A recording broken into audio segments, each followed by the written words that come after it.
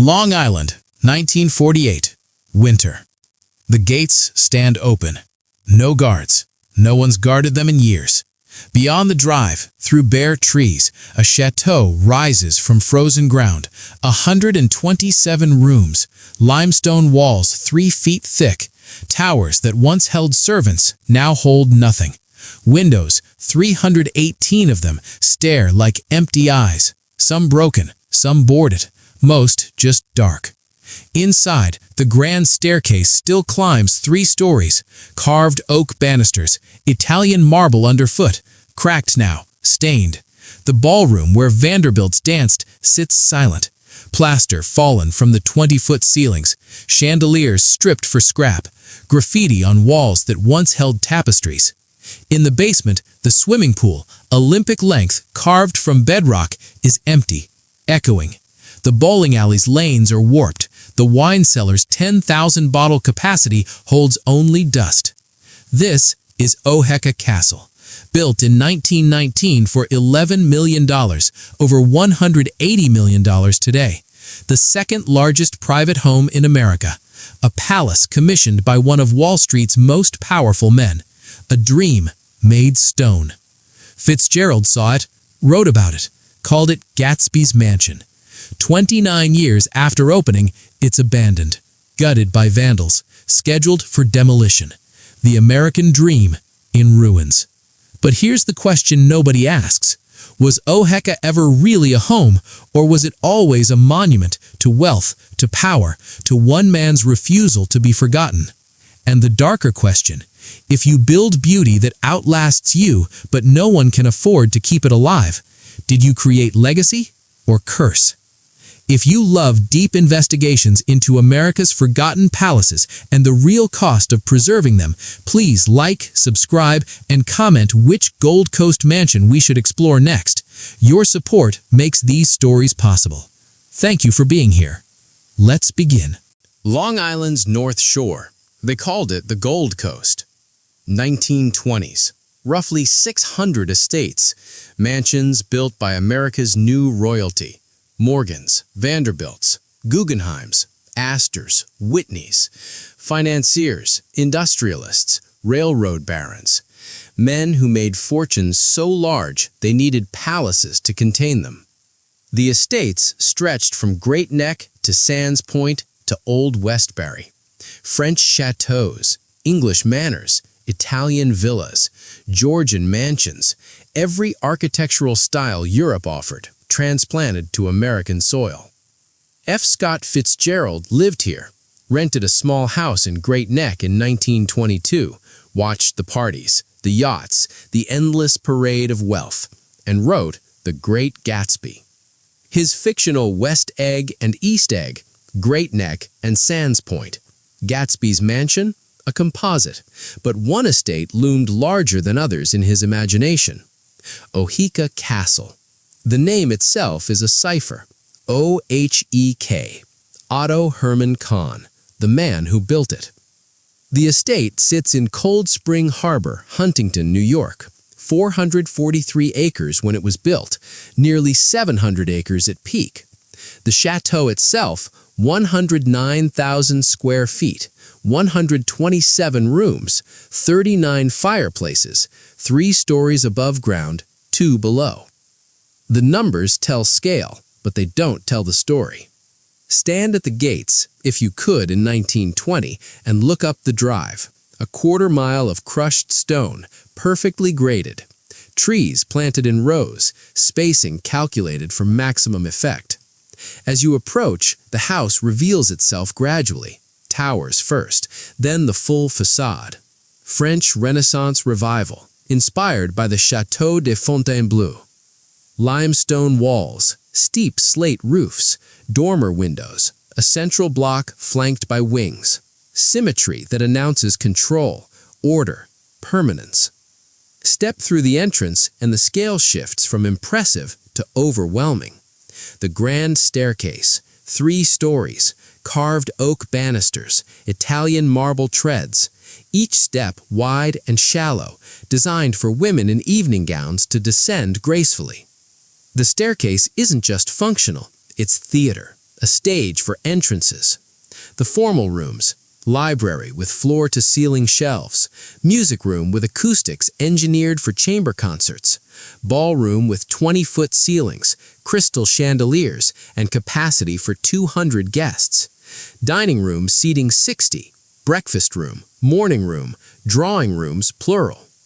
The family quarters. Otto and his wife Addie had separate suites. His, dark wood, leather, masculine. Hers, lighter, silk, feminine.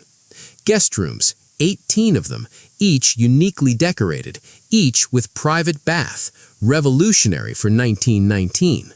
The service areas. Kitchen designed for industrial-scale catering. Pantries, laundries, servants' dining hall, servants' quarters, housing 126 staff at peak. Below ground, wine cellar capacity 10,000 bottles, indoor swimming pool, squash courts, bowling alley, shooting range. Outside, formal gardens designed by the Olmsted brothers, sons of Frederick Law Olmsted, who designed Central Park. Reflecting pools, fountains, pergolas, a golf course, greenhouses producing flowers year-round, stables for horses, garages for automobiles. Otto owned dozens. The estate was self-contained, a village. Everything needed for comfort, entertainment, and display was on site. Otto Kahn built this in 5 years, 1914 to 1919. Construction during World War I, when materials were scarce, labor was diverted to war industries, and patriotism demanded austerity. Otto didn't care. He had vision, he had money, and he had something to prove. Opening night, 1919. The war recently ended. America victorious, the economy booming. Prohibition a year away, but already casting shadows. Guests arrived by automobile, still novel enough to impress. They parked, ascended the steps, entered the hall. Music played, champagne flowed. The house glowed with electric light installed throughout, another luxury. Otto stood in his ballroom and looked around. He'd done it, built something that would outlast him.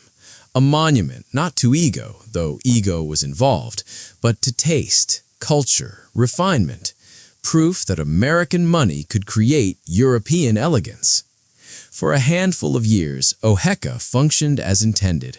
Parties, concerts, weekends filled with New York's elite. Otto, a patron of the Metropolitan Opera, hosted musicians, composers, conductors. Culture and commerce mingled under his roof. But the 1920s were unstable underneath the glamour. The stock market climbed, speculation grew reckless. Fortunes were made overnight and lost the same way. Otto Kahn, investment banker, partner at Kuhn, Loeb & Co., understood risk better than most. He watched the market with growing unease. Then came October 1929, the crash. And the Gold Coast, those 600 estates, those monuments to wealth, began to die. Not all at once, gradually, estate by estate, family by family. Oheka survived the depression, barely. Otto cut staff, closed wings, reduced entertaining, but he held on. The house stayed in the family. Then Otto died in 1934, 5 years after the crash. His fortune diminished but not destroyed. His widow, Addie, inherited Oheka. She couldn't maintain it, not at that scale. The estate began its slow fade. By 1939, World War II, the house was sold, became a training facility for the Merchant Marine. Hundreds of young men lived in rooms designed for weekend guests. They drilled on the lawns, slept in servants' quarters and family suites alike. The ballroom became a mess hall. The war ended, 1945. Oheka was returned, damaged, furniture gone, fixtures stripped, grounds overgrown. It sold again, multiple times. Schools, retreats, each owner promised restoration. Each failed. By the 1970s, Oheka was abandoned. Vandals broke in, stripped copper wiring, smashed marble, spray-painted walls. The grand staircase, that theatrical masterpiece, was defaced. Banisters broken, treads cracked. In 1984, a developer bought the property. His plan: demolish the château, build condominiums. The land was worth millions. The house was a liability. Demolition permits were filed. And then, unexpectedly, two people said no. Gary Melius and his wife, later ex-wife, purchased Oheka in 1984 for $1.5 million. The house was ruined. Estimates for restoration, $30 million minimum, maybe $50 million. Everyone said it was impossible. Gary looked at the ruins and saw possibility. The question, was he visionary or delusional? That's the question we'll spend the next hour answering. The budget, $11 million. Over $180 million today, and that was just construction and landscaping. Furnishings, art, staffing, those were separate costs. Construction began in 1914. The timing was terrible. World War I erupted in Europe that summer. By 1917, America joined the war. Materials diverted to military use. Labor conscripted. Building a palace during wartime was unpatriotic at best, obscene at worst. Otto didn't stop, partly because construction was already underway. Halting would waste invested capital, partly because Otto believed America's entry into the war would be brief. Wrong. And partly because Otto's ego, however refined, wouldn't tolerate failure. The project employed hundreds: stonemasons, carpenters, electricians, plumbers, plasterers, gardeners, skilled craftsmen and common laborers, many Italian immigrants, stonemasons especially. The work was hard, dangerous, relentless. By 1919, Oheka was finished. 5 years, $11 million. The second largest private home in America. Only Biltmore in North Carolina was larger. Otto walked through his completed house and felt, what? Satisfaction? Pride? Relief? We don't know. Otto didn't write confessional diaries, but his actions suggest ambivalence. He used Oheka, entertained, hosted, displayed his art and culture, but he never seemed fully comfortable there. Too grand, too much. Otto preferred his Manhattan townhouse, smaller, more intimate. Oheka was display. Otto's real life happened elsewhere. And that's the first crack in the foundation. Not structural, the limestone was solid, but conceptual. If the man who built Oheka didn't need it, who did? The answer? No one and everyone. Oheka wasn't a home, it was a symbol, and symbols, once built, take on life independent of their creators. Fitzgerald understood this. Gatsby's mansion, empty parties, desperate reaching for an unattainable past. Oheka whispered the same truth.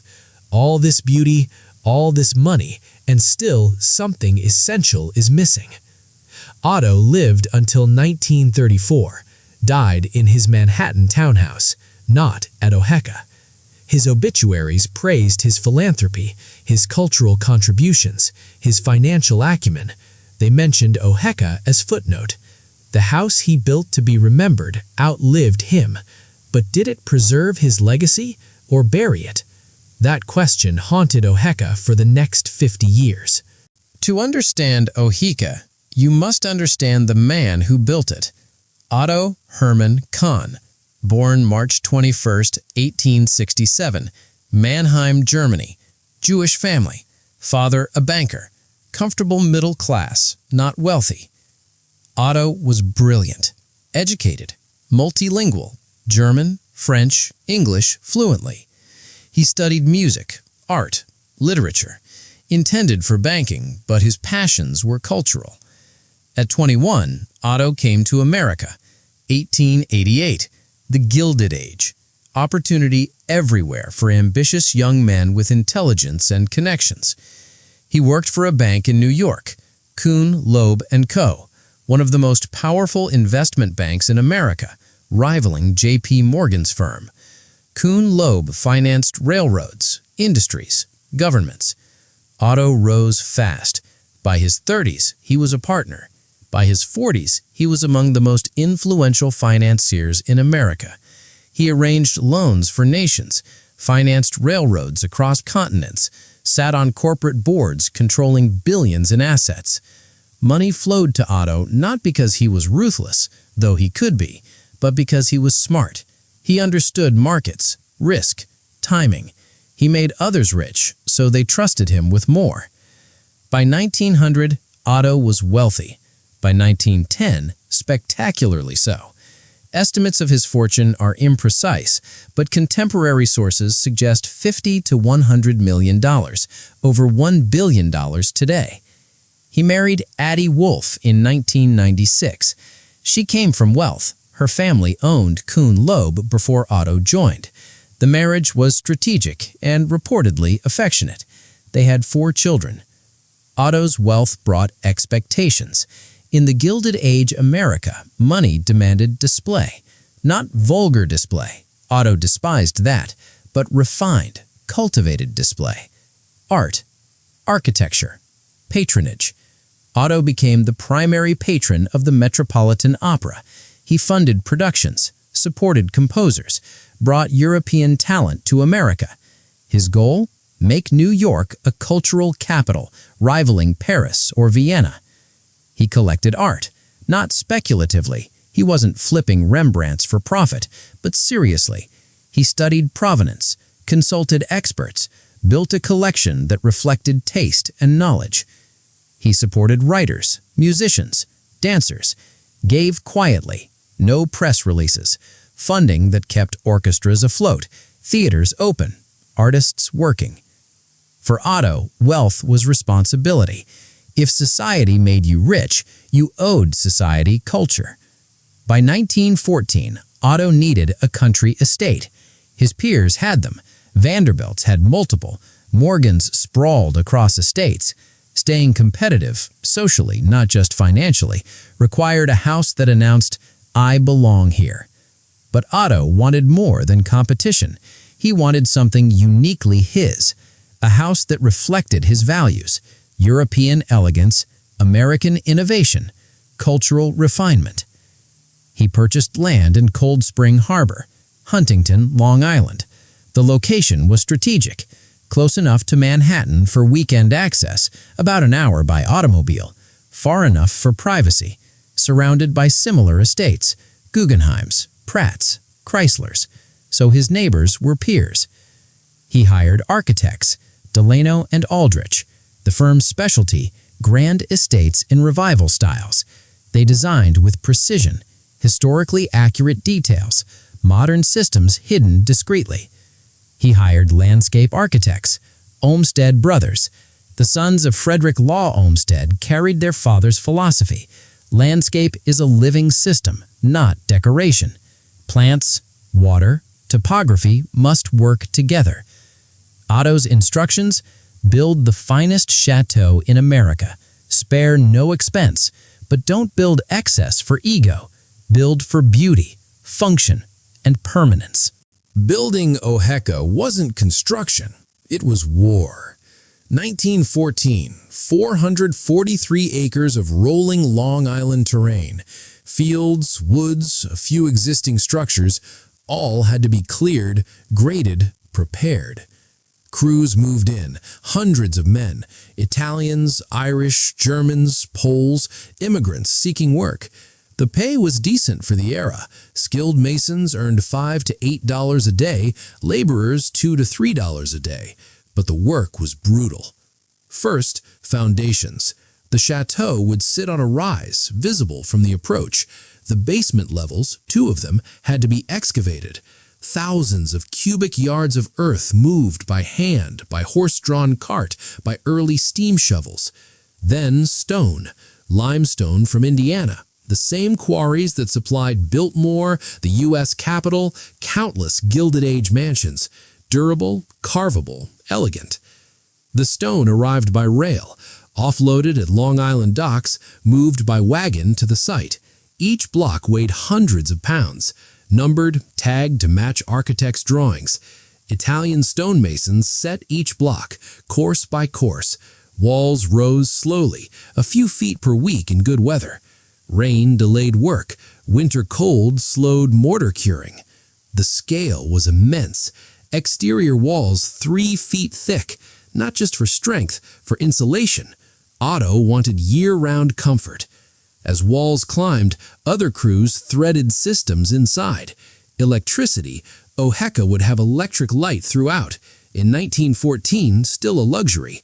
Wiring had to be pulled before plaster, circuits for hundreds of fixtures, switches in every room, call buttons connecting family rooms to servants' quarters.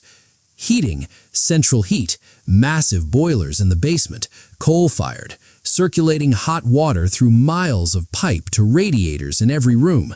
Engineering this system required precision, pressure balance, expansion joints, constant monitoring. Plumbing, indoor bathrooms in every guest room. 18 guest suites equals 18 full baths, plus family bathrooms, plus servants' facilities, plus the indoor pool, the fountains, the irrigation. Water infrastructure was enormous. Ventilation, a house this size generates heat, moisture, odors. Fresh air had to circulate. Ducts were built into walls, vents placed strategically. Then came finishes. Marble, Italian Carrara for the grand staircase, treads, risers, banisters, each piece cut to exact dimension, installed with precision, joints tight, surface level. Plaster, walls, and ceilings throughout, not just flat surfaces, decorative plasterwork, cornices, rosettes, ceiling medallions. Craftsmen worked for months on single rooms. Woodwork, oak paneling in the library, carved details, each unique, each handcrafted. The dining room had mahogany wainscoting. Bedrooms had built-in closets, a luxury in 1919. Floors, hardwood throughout public spaces, parquet patterns in the ballroom and dining room, marble or tile in bathrooms. The ballroom deserves special mention. 20-foot ceilings, crystal chandeliers, custom-made in Europe, shipped in crates, assembled on site. The floor was sprung, built with slight gives so dancers wouldn't tire. Acoustics were engineered. Musicians could play without amplification and be heard clearly throughout the house. Outside, the Olmsted brothers worked on landscape. Formal gardens, terraces descending from the château, reflecting pools, fountains, water piped from wells, circulated by electric pumps. Plantings chosen for color, texture, bloom sequence. The goal? Beauty from early spring through late fall. The approach? Tree-lined drive, a quarter-mile long. Trees planted at precise intervals. As you drove, views revealed gradually. Glimpses of the house, then the full facade at the last moment. Theatrical. Golf course, 9 holes initially, later expanded. Manicured fairways, sculpted greens. A luxury within a luxury. Greenhouses, producing flowers and vegetables year-round, heated in winter, ventilated in summer, staffed by gardeners who understood horticulture as science. The human cost is hard to calculate precisely. Payroll records, if they existed, haven't survived publicly. But we can estimate 500 to 800 workers at peak, working 6-day weeks, 10-hour days, for 5 years. That's roughly 15 to 20 million man-hours, conservatively. Injuries? Certainly. Construction in 1914 was dangerous. No OSHA, no safety regulations. Men worked at heights without harnesses, operated machinery without guards, handled materials, stone, timber, steel, that could crush or cut. Deaths? Probably. Large projects always had casualties, but records don't specify. Workers died, were buried, were forgotten. The house endured. Otto paid $11 million. But the men who built Oheka paid differently, in sweat, in risk, in years of their lives. Their names aren't carved into the limestone, aren't recorded in the grand entry. When tourists visit Oheka today, now a hotel and events venue, no plaques honor the Italian stonemason who set 10,000 blocks, or the Irish laborer who moved earth for 5 years, or the carpenter who crafted paneling that still gleams. Invisible hands, built beauty, were erased. This pattern repeats across Gilded Age estates, Biltmore, The Breakers, San Simeon, Linwood Hall, great houses built by men whose names we know, whose wealth we quantify, constructed by men whose names we've lost, whose labor we don't count. Otto Kahn believed he was creating culture, and he was. But culture's foundation is always labor. Someone has to cut the stone. Someone has to set it. And those someones rarely see the parties. By 1919, Oheka was complete. The workers dispersed, on to next jobs or back to tenements. Their contribution? Invisible. Otto's contribution? Immortalized in limestone. Who really built Oheka?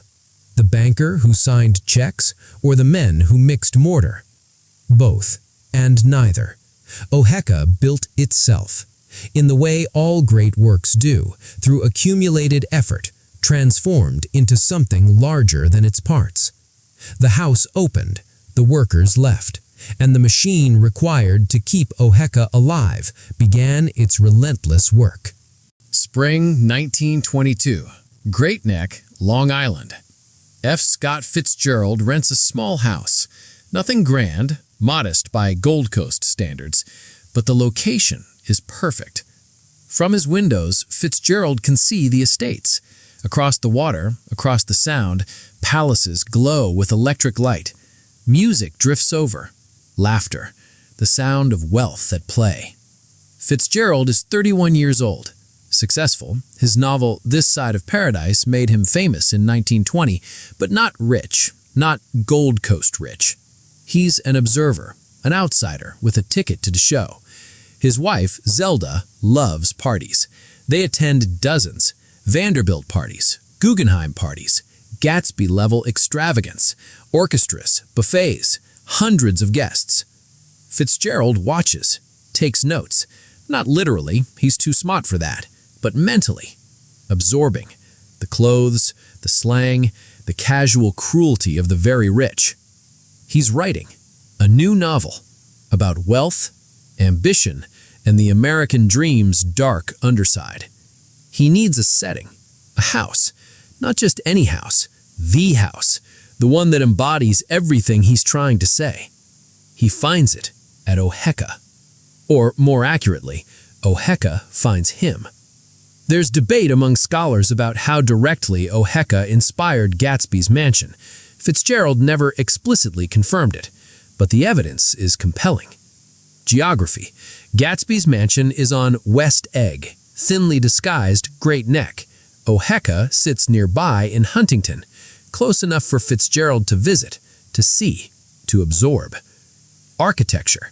Gatsby's house is described as a factual imitation of some Hôtel de Ville in Normandy. Oheka is French Renaissance revival. The descriptions match. Scale. Gatsby's house has a tower on one side, spanking new under a thin beard of raw ivy.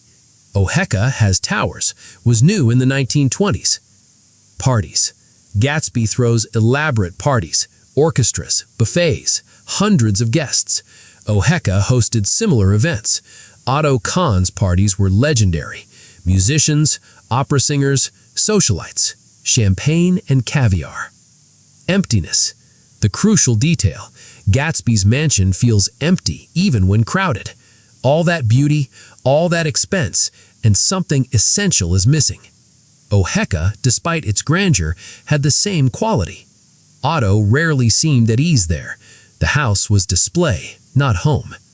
Fitzgerald understood this, understood that the Gold Coast wasn't about comfort, it was about performance, wealth performing for wealth. The Great Gatsby was published in 1925. Reviews were mixed initially. sales modest. But over time, the novel became canonical, the definitive portrait of the Jazz Age, the Roaring Twenties, the American dream's promise and poison. And Gatsby's mansion, that impossible palace, always bright, always full, always somehow empty, became the symbol. Oheka was that symbol made real. Walk through Oheka's ballroom and imagine 200 guests, orchestra playing, couples dancing, champagne flowing, laughter echoing off 20-foot ceilings. Now imagine the next morning. Empty glasses, wilted flowers, silence.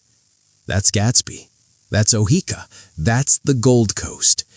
Beauty that exists to be seen, wealth that exists to be displayed, and underneath, loneliness. Otto Kahn wasn't Gatsby. He wasn't trying to recapture lost love or reinvent himself. He was born wealthy, stayed wealthy, died wealthy. No tragedy, no downfall. But Oheka shared Gatsby's curse, built to impress people who couldn't be impressed. Too much money, too much taste, not enough what? Joy? Purpose? Connection? Fitzgerald saw it, wrote it, captured the Gold Coast's soul in 47,000 words. The novel outlived the era it described. The estates didn't. By 1929, the party was ending. The stock market climbed through the late 20s. Speculation, leverage, madness. Everyone was rich. Everyone was buying. The music played louder. Then October came. Black Thursday, October 24th, 1929. The market collapsed. Panic selling. Fortunes evaporated. Black Tuesday, October 29th. Worse. Total collapse. The Roaring Twenties ended. The Great Depression began. And the Gold Coast, those 600 estates, started dying. Not immediately. Gradually. Estate by estate. Some families sold, couldn't afford upkeep, properties subdivided for development, mansions demolished. Others held on, cut staff, closed wings, stopped entertaining. Survived but diminished. Otto Kahn watched his fortune shrink. Not catastrophically, he'd been conservative compared to some, but significantly. Taxes rose, income fell. Oheka's costs didn't change. The arithmetic was brutal. $250,000 annually to operate Oheka, roughly $4 million today. Otto could pay, but for how long? In 1932, he reduced staff, closed sections of the house. The gardens simplified, lawns mowed, but elaborate plantings abandoned. Oheka, built to showcase wealth, now showcased austerity. Otto died in 1934. Heart attack. He was 67. His widow, Addie, inherited Oheka and its costs. She tried to maintain it. Couldn't. Sold in 1939 to help finance what? The newspapers don't specify. Likely debts, taxes, living expenses. Oheka sold for a fraction of its construction cost. The buyer? Unclear. Records suggest a corporation, possibly intending to convert it to a hotel or sanitarium. World War II intervened. The estate was repurposed. Government use. Training facility for merchant marine. Hundreds of young men lived there, drilled on the lawns, slept in Otto's guest rooms. They didn't care about Italian marble or Olmsted gardens. It was just a building, functional, temporary. The war ended, 1945. Oheka was returned. Damaged, not destroyed, the structure was too solid for that, but worn, stripped, furniture gone, fixtures removed. The post-war owners tried to restore it. Failed. The economics didn't work. A house that cost $11 million to build in 1919 would cost several times that to restore in 1945. Who had that money, and for what purpose? Oheka began its long decline. Gatsby's mansion, made real, was dying, and nobody knew how to save it. October 1929. The music stops. The Gold Coast had been the epicenter of American wealth for 3 decades. Roughly 600 estates, families whose names defined power: Vanderbilt, Morgan, Guggenheim, Astor, Whitney, Chrysler, Pratt, Phipps. They'd built French châteaux, English manors, Italian villas, employed thousands, landscaped hundreds of acres, created a world where wealth had no ceiling and no consequences. Then the market crashed. October 24th, 1929. Black Thursday. Stock prices plummet, panic selling, brokerage firms liquidate positions, fortunes evaporate by the hour. October 29th, 1929. Black Tuesday. Worse. Complete collapse. The Dow Jones loses 12% in a single day. Billions in value. Gone. The immediate impact on the Gold Coast: uncertainty. Fortunes built on stocks and speculation faced reckoning. But many Gold Coast families were diversified. Real estate, railroads, industries. They'd survive. Or so they thought. But the crash wasn't a one-day event. It was the beginning of the Great Depression. 10 years of economic contraction, unemployment reaching 25%, banks failing, businesses closing, breadlines in cities. Even the wealthy suffered. Not like the poor. No one on the Gold Coast went hungry, but their world contracted. Investment income dropped, dividends stopped, asset values collapsed. Suddenly, the arithmetic of maintaining a 100-room mansion became impossible. The costs didn't change. Property taxes, insurance, utilities, maintenance, staffing. A Gold Coast estate required 20 to 50 staff minimum. Each drew wages. Each needed housing. The bills came monthly regardless of market conditions. The income did change. Stocks worth millions became worth thousands. Real estate couldn't be sold. No buyers. Businesses generated losses, not profits. Result: financial crisis for families who'd never imagined crisis. The first estates sold in the early 1930s, quietly. Families didn't advertise desperation, but sales happened, often at massive losses.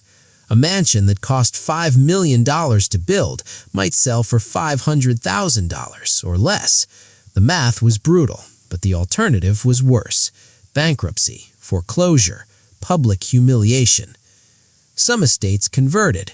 Schools bought properties, religious organizations. Institutions could use the space and cover basic upkeep. Others were demolished. Land sold for subdivision, mansions dynamited or dismantled, limestone blocks salvaged, carved woodwork removed. What remained? Rubble. By 1940, roughly 10% of Gold Coast estates were gone, demolished, converted, abandoned. Oheka survived the 30s because Otto died wealthy enough that Addie inherited resources.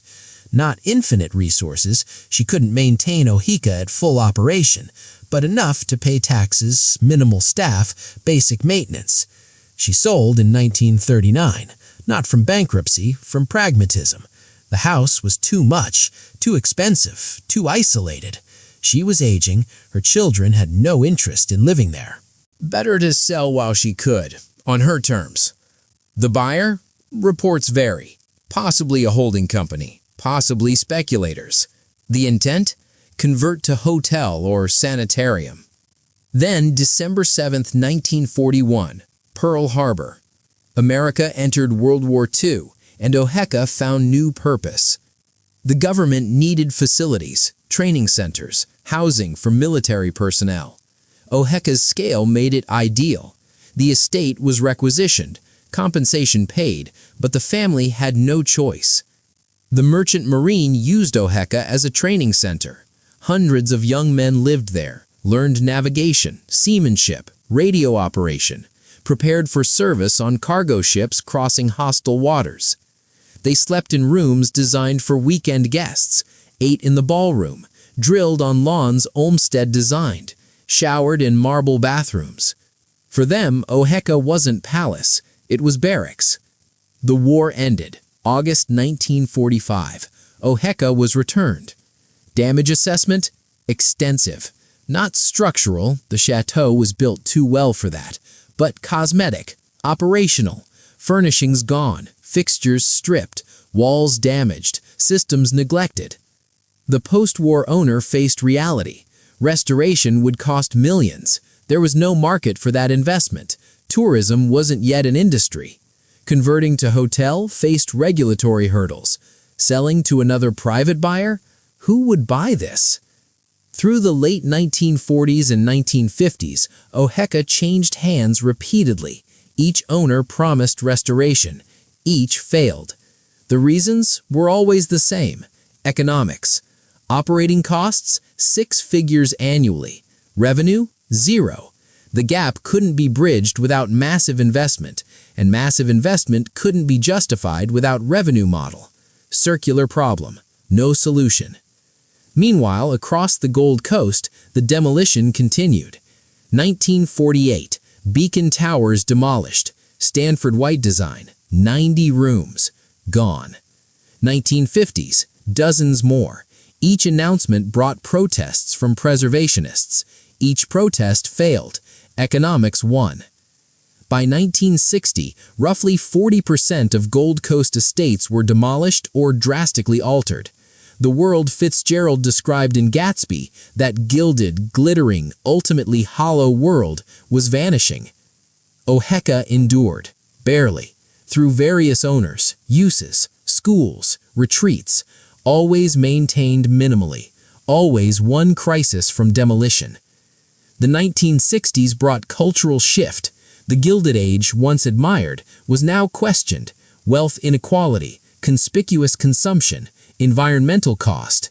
The estates looked less like achievements and more like embarrassments.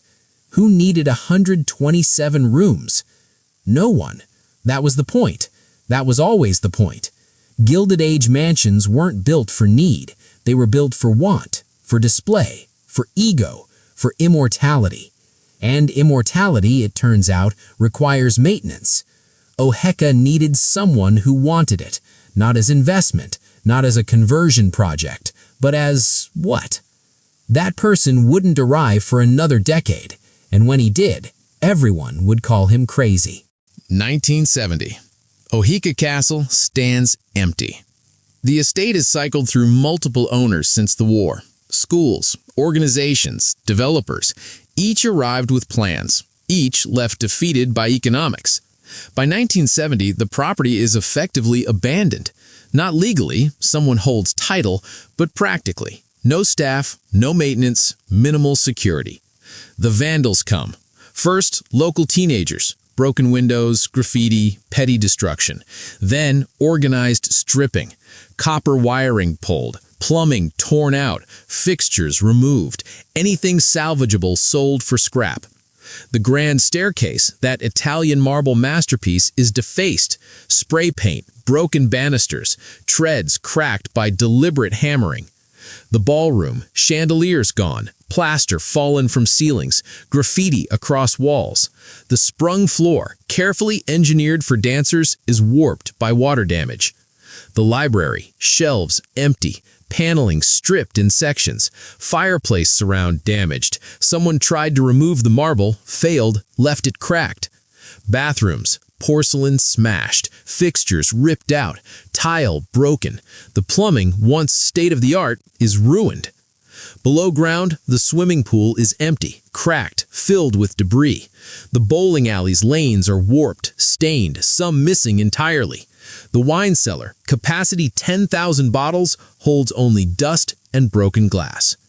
Outside, the gardens are wilderness, fountains dry and cracked, reflecting pools choked with algae and trash. The Olmsted landscapes, decades of careful design, obliterated by neglect. The greenhouses, glass shattered, frames rusting. What was once tropical paradise is now skeletal ruin.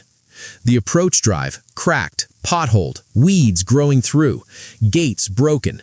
No one guards them, no one needs to. There's nothing left to steal. Walk through Oheka in 1975 and you walk through a monument to failure. Not Otto Kahn's failure, he built something magnificent. Not even the subsequent owner's failures. They tried. Failure of the system, of economics, of the American promise that if you build something beautiful enough, grand enough, expensive enough, it will endure. It won't. Not without money. Not without purpose, not without someone willing to fight. Local preservationists rallied, Huntington Historical Society, Long Island preservation groups. They documented conditions, filed petitions, sought landmark status. They achieved some success. Oheka was added to the National Register of Historic Places in 1979. This provided legal protection against demolition, sort of. Developers couldn't easily demolish a registered property, but they could let it decay until demolition became inevitable necessity, which is exactly what was happening. By 1980, engineers assessed the structure. Their conclusion? The château itself, limestone walls, steel skeleton, foundations, was sound. Extraordinarily sound. Trumbauer and Delano and Aldrich built to last centuries. But everything else, failing. Roof leaking, water intrusion chronic. Every leak spawned more damage, plaster softening, wood rotting, metal corroding. The spiral was accelerating. Estimates for stabilization alone, $5 million. Full restoration, $30 to $50 million, maybe more. Who had that money, and who would spend it on a 127-room mansion with no clear purpose? In 1984, a developer purchased Oheka. His plan? Simple, brutal, profitable. Demolish the chateau, subdivide the land, build luxury condominiums. The Gold Coast was rebounding economically. Wealthy New Yorkers wanted estates again, just smaller ones, McMansions on 2-acre lots. Oheka's 443 acres could yield hundreds of lots, millions in profit. All that stood in the way, the chateau itself. Demolition permits were filed. Engineers were hired. The plan? Implode the center section, remove the wings piece by piece, 6 months, maybe less. Then grading, roads, infrastructure, condos on the market within 2 years. Preservationists protested, futilely. They had no money, no alternative plan, just passion and anger. The developer had permits. The demolition was scheduled. Then Gary Melius appeared. Developer, businessman, Long Island native. He'd made money in real estate, nothing spectacular, but comfortable. He'd seen Oheka as a kid, knew its history, knew its condition. He made an offer, $1.5 million, cash.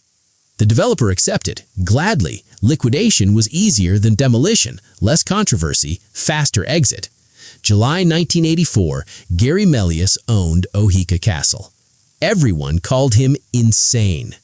He stood in the ballroom, plaster fallen, graffiti everywhere, the smell of rot and pigeon droppings, and saw something no one else could see. Not what Oheka was, what it could be. He later said, "I'm either going to be a hero or an idiot." For the next 15 years, it wasn't clear which. Gary Melius bought Oheka Castle in July 1984. Moved in immediately. Sort of. The chateau had 127 rooms. Perhaps 10 were remotely habitable. Gary chose one, brought in a cot, a space heater, a hot plate. He lived like a squatter in his own mansion. No running water. Plumbing was destroyed. He hauled water in jugs. No heat. The boiler system was beyond repair. He wore layers, used a camp stove for cooking. Why? Security. Vandals were still breaking in, stripping whatever remained. Gary couldn't afford professional security, so he became security, living on site, patrolling, chasing off intruders. He bought a shotgun, for show mostly, fired it once, into the air, when vandals wouldn't leave. They left. The neighbors thought he was crazy. They might have been right. Gary's first task, stabilization, stop the bleeding. The roof was the priority. Every leak caused cascading damage. He hired roofers, tarped sections awaiting repair, replaced slates where possible, patched where necessary. Ugly repairs, temporary, but functional. The rain stopped entering. Next, secure the building. Broken windows boarded, doors reinforced, gates locked, fencing installed, chain link, industrial. Not pretty, but it kept people out. Then, assess the damage, room by room, floor by floor. Gary walked every space, took notes, photographed everything. The grand staircase, repairable. Marble cracked but structurally sound. Banisters damaged but salvageable. The ballroom, major work needed. Ceiling partially collapsed, plasterwork destroyed. But the bones were there. The space could be restored. The library, paneling stripped in sections, fireplace damaged, but not beyond repair. Bathrooms, total loss. Every fixture gone or destroyed. Would need complete rebuilding. Below ground, the pool needed resurfacing. The bowling alley needed new lanes. The wine cellar needed cleaning. All expensive, all deferred. Gary's strategy, triage. Fix what was essential. Defer everything else. Do as much as possible himself. He learned plumbing, electrical work, basic carpentry. Not to professional standard, he hired specialists for critical work, but enough to save labor costs. He scavenged materials, salvage yards for fixtures, architectural reclamation warehouses for period-appropriate details. He couldn't afford new, he made do with old. Progress was slow. Months passed. Years. Gary poured in his savings, $100,000, $200,000, $500,000. Oheka consumed money like the boilers once consumed coal, endlessly, hungrily. And then, 1987, fire. Origin disputed. Arson suspected but never proven. Possible scenarios? Vandal. Electrical fault. Accident. The fire started in one of the upper floors, spread through empty rooms. By the time Gary noticed, he was working in another section. Flames were visible from windows. He called 911. Fire departments responded. Multiple departments. The estate was large, water sources limited. Firefighters brought tanker trucks, pumped from the reflecting pools. They contained the fire, prevented total loss, but damage was significant. One entire wing, 20 rooms, was gutted, roof gone, walls blackened, everything inside destroyed. Gary stood outside and watched water pour through gaps where windows had been, watched smoke rise, and thought, this is over. He'd spent 3 years, $500,000, and now this. Insurance covered some costs, not all, and the insurance payout came with strings. Repairs had to meet code. That meant hiring licensed contractors, expensive contractors. Gary faced a choice, quit or double down. He doubled down. Used the insurance money plus a loan, secured against property he owned elsewhere, and hired contractors. They rebuilt the burned wing, not to original splendor, to functional standard. New roof, new framing, drywall instead of plaster, vinyl windows instead of original wood. Preservationists cringed, but Gary was pragmatic. This was survival, not restoration. Restoration could come later, if later ever came. By 1990, the wing was rebuilt, habitable. Gary moved from his single room into a slightly larger space, still lived like a squatter, but slightly better equipped squatter. He continued working, room by room, installing basic systems, making spaces weathertight.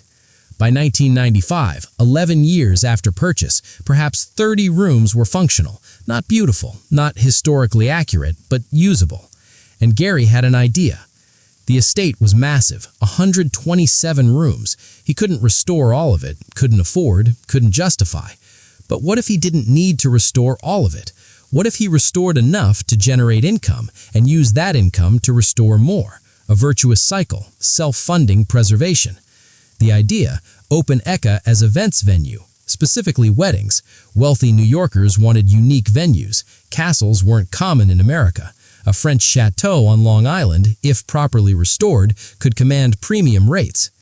Gary started marketing, quietly, word of mouth. A few weddings, small ones, the ballroom half restored, gardens still wild, but functional enough. The first wedding, 1996, 50 guests. The bride was nervous, the venue was rough, but it worked. The chateau's bones were magnificent enough to overcome the decay. More weddings followed. Revenue trickled in. Not much, but something.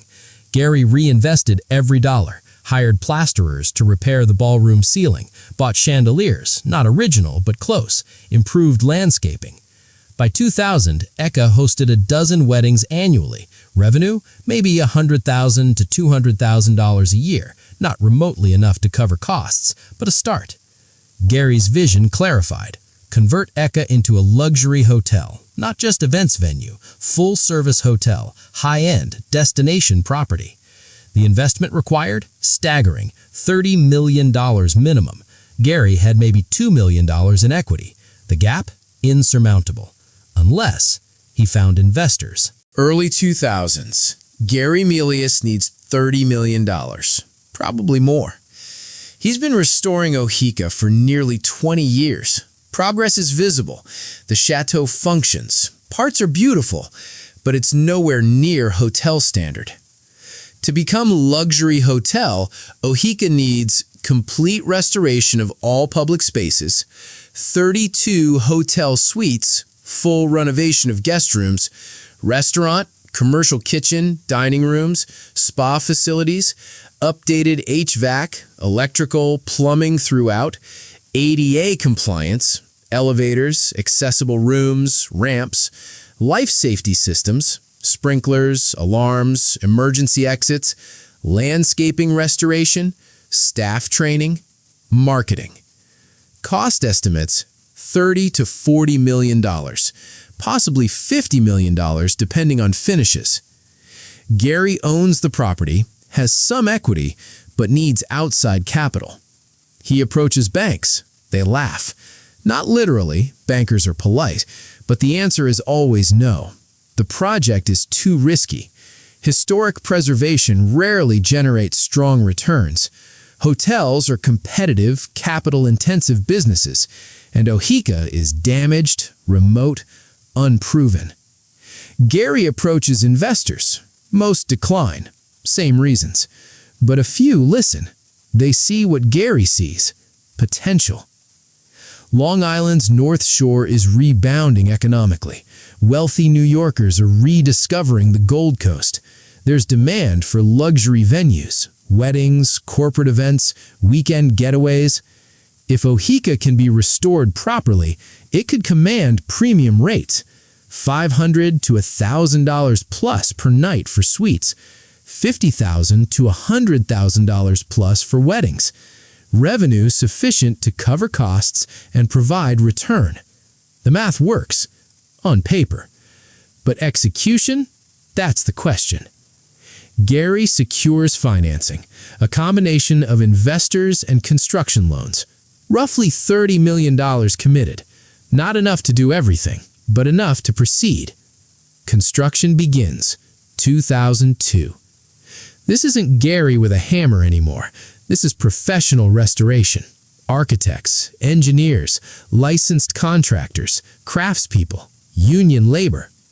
The ballroom is gutted, taken down to studs, plaster completely replaced, historically accurate 3-coat system, hand-finished, ceiling medallions recreated from photographs, cornices hand-molded, chandeliers, custom reproductions, crystal from Europe, hung by specialists. The grand staircase, marble cleaned, repaired where cracked, repolished, banisters reconstructed, every tread leveled. Guest rooms, 32 suites created, each uniquely designed but consistent in quality. Marble bathrooms, high-end fixtures, custom furniture, period-appropriate details, modern amenities, Wi-Fi, flat screens, hidden discreetly. The library, paneling restored, missing sections recreated by craftsmen matching grain and finish, shelves rebuilt, fireplace repaired. HVAC, modern climate control threaded through the building, ductwork hidden, individual room controls. The system maintains stable temperature and humidity, essential for preservation and guest comfort. Electrical, complete rewiring, code compliant, sufficient capacity for modern loads. lighting designed to enhance architecture, uplighting on ceilings, accent lights on details. Plumbing, new throughout. Kitchens, commercial grade. Bathrooms, luxury fixtures. Fire suppression, sprinklers in every space fed by dedicated water supply. Elevators, ADA compliance required them. 2 installed, hidden in service areas, discreetly accessed. Landscaping, the Olmsted design was studied. Period photographs consulted. Gardens recreated, not exactly as originally planted, but in the spirit. Reflecting pools cleaned and relined. Fountains restored and plumbed. Trees and shrubs chosen for historical accuracy and low maintenance. The work took years, 2002 to 2008, 6 years. Delays were constant, weather permitting, budget overruns, construction challenges. The initial $30 million swelled to $40 million, then $50 million. Gary kept finding money. Investors, loans, personal guarantees. He was all in. If Oheka failed, he'd lose everything. In 2008, the hotel opened. Soft opening, limited capacity, testing operations. 32 suites, restaurant, event spaces, spa services, full staff. Concierge, housekeeping, maintenance, kitchen, events coordination. The reviews? Strong. The château was stunning. Service was attentive. The experience was unique. But 2008? Terrible timing. The financial crisis. Economy tanked. Travel dropped. Corporate events canceled. Weddings postponed. Oheka's first year? Brutal. Occupancy maybe 30–40%. Revenue below projections. Operating costs above projections. Cash flow? Negative. Gary laid off staff, cut services, deferred maintenance, survived. 2009, slightly better. 2010, better still. The economy recovered. Slowly, Oheka's reputation grew. By 2012, the hotel operated near capacity. Weddings booked solid, sometimes 2 years in advance. Corporate events returned. Tourism grew. People visited specifically to see Oheka. The château appeared in films and TV shows. Citizen Kane in flashbacks, though actually filmed elsewhere, Oheka's image was used. Royal Pains, TV series set in Hamptons, used Oheka as filming location. Music videos, fashion shoots, each appearance raised profile, drew visitors. By 2015, Oheka was financially stable. Revenue covered operating costs, debt service was manageable, the property appreciated in value. Gary's gamble paid off. 25 years after purchasing a ruin for $1.5 million, he owned a functioning luxury hotel worth conservatively $50 to $80 million. From squatter with a shotgun to hotel developer, from ruin to palace. Preservationists celebrated. Oheka became a model, proof that Gilded Age estates could be saved through adaptive reuse. But the model requires specific conditions: someone willing to risk everything, access to capital eventually, a viable business model, hotel or events, location near wealthy population, good fortune, no catastrophic failures during restoration. Most estates lack these conditions. Oheka had them, barely. And even with success, questions remain. Is Oheka restored or converted? The chateau functions, looks beautiful, but it's not 1919. It's not Otto Kahn's private palace, it's a hotel. Strangers sleep in guest rooms, weddings fill the ballroom, corporate events occupy the library. Is this preservation or just repurposing? Both, probably, and that's okay. The alternative was demolition. Oheka would be gone, replaced by condos. Instead, it stands, serves, employs 150-plus people, generates economic activity, educates visitors about Gilded Age history. Compromise? Yes, but compromise that saves is better than purity that destroys. So here we are, end of the investigation. Time for the questions we've been circling for an hour. Who paid for Oheka Castle? Start with the obvious. Otto Kahn paid. $11 million in 1914-1919 money, over $180 million today. But the workers paid too, hundreds of them, 5 years of labor, stone dust in their lungs, risk on their lives, their names mostly forgotten. The subsequent owners paid, Each one investing, hoping, failing, until Gary Milius paid, not just money, but 25 years of his life, living in ruins, fighting vandals, risking bankruptcy. Investors paid, the banks and individuals who financed the $50 million restoration. They took risk. Some got returns, some didn't. And in a sense, we all paid, through tax deductions on preservation work, through historical register protections, through cultural acknowledgement that some buildings matter beyond their function. So everyone paid, each in their own currency. What did it cost? Again, start simple. Construction cost $11 million. Restoration cost $50 million plus. Total, $60 million in period dollars. Call it $200 million inflation adjusted. But the real cost isn't money. Cost in human terms. How do you price the stonemason's labor, the carpenter's skill? Gary Milius sleeping on a cot for years, chasing vandals with a shotgun. Cost in opportunity. Every dollar spent on Oheka was a dollar not spent elsewhere. Housing, schools, healthcare, infrastructure. Both are true. Cost in authenticity. Oheka today isn't Otto Kahn's Oheka. It's a hotel. Guest suites aren't historically accurate. They have modern bathrooms, minibars. The ballroom hosts weddings, not chamber concerts. Is that loss or adaptation? Depends on what you value. If you value purity, exact historical accuracy, then Oheka is compromised. If you value survival, the building enduring, serving, teaching, then Oheka succeeded. Both perspectives are valid. And the final question, can beauty survive when no one can afford to love it? Oheka's answer, barely. The chateau survived because someone, Gary Milius, loved it enough to risk everything, and because he found a business model that worked, and because he had luck, no catastrophic failures, economy recovered, investors believed. Remove any of those factors and Oheka doesn't make it. Most Gilded Age estates didn't have those factors. They failed, were demolished, are gone. Oheka is the exception, not the rule. What does that tell us? That preservation is hard, expensive, requires more than love, requires resources, vision, luck, and willingness to compromise. That beauty alone isn't enough. Grand architecture doesn't self-preserve. Without money, without purpose, buildings fail. That adaptation beat purity. Oheka as hotel is better than Oheka as ruin, even if purists cringe. That the past is always present, but only if we fight for it. Otto Kahn built Oheka to be immortal, to outlast him, to announce, I was here, I mattered. He succeeded, sort of. The chateau stands, his name endures, tourists visit, historians study. But it's not his anymore. It belongs to whoever pays to maintain it. Currently, Gary Milius and his investors, eventually, someone else. Immortality requires continuous funding.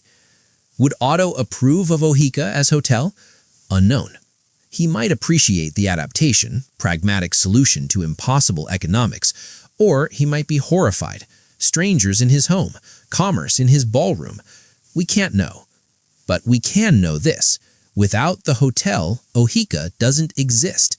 And existence, however compromised, beats obliteration. The Gold Coast is mostly gone. Of those 600 estates, maybe 200 survive. And of those 200, most are schools, museums, subdivisions. Very few remain private residences. The era that built them is dead. The wealth that sustained them is dispersed. The social structures that made them possible, cheap labor, minimal taxes, concentrated fortunes, no longer exist. We can't recreate the Gold Coast. We can only preserve fragments. Oheka is a fragment, beautiful, functional, compromised, and alive. That's the best we can hope for. And maybe, just maybe, it's enough. Long Island, New York, today. Oheka Castle stands behind its gates, limestone cleaned, roof repaired, gardens restored, lights glowing in 318 windows. Still standing, thriving. The chateau that almost died now hosts 150 weddings annually, employs 150-plus people, draws tourists from around the world. Otto Kahn's dream, compromised, adapted, but alive. The lesson is plain. Beauty requires money. Money requires purpose. Purpose requires compromise. Oheka endured because Gary Melius fought for it, because investors believed, because a business model worked, because timing, economics, and luck aligned. Most historic buildings don't have those advantages. They fail. They're lost. Every year, America loses more Gilded Age estates, some demolished, some converted beyond recognition, some just fading, maintenance deferred, systems failing, waiting for the collapse that makes demolition inevitable. We can't save them all, don't have the money, don't have the purpose, but we can save some if we choose, if we fight. Preservation isn't romantic, it's economic, pragmatic, exhausting. It requires people like Gary Melius, stubborn, visionary, maybe a little crazy. Without them, history becomes rubble. If you've stayed with this investigation for an hour, you care about these questions, about architecture, preservation, cost, beauty, legacy. So here's my ask. Like this video if you found it valuable. Subscribe if you want more deep investigations into America's historic estates and the people who built them. Tell me in the comments, which Gold Coast mansion should we investigate next? Westbury House, Old Westbury Gardens, John Phipp's Perfect English Manor, Knollwood, What Was Lost, Hempstead House, Castle Gould's Mysterious History, Fillet, Guggenheim's Norman Fortress on a Cliff, or something unexpected, a forgotten estate with a story waiting to be told? Your engagement drives these investigations. Your comments shape future content. One final thought. Every mansion has its shadows. Every dream has its price. Oheka's shadows are long, built on immigrant labor, sustained by wealth inequality, survived through compromise. But there's light, too. Craftsmanship that endures, architecture that inspires, a man who refused to let beauty die, a building that serves, hosting celebrations, creating jobs, teaching history. The light and shadow exist together. Neither cancels the other. That's the complexity of preservation, of history, of America. We build, we lose, we fight to save what we can, we compromise to keep what matters. Oheka Castle teaches all of this. The chateau built to be immortal almost died, survived because someone loved it, now serves millions. Legacy isn't what you build, it's what endures, and endurance demands constant sacrifice. Thank you for watching. Thank you for caring. I'll see you in the next investigation.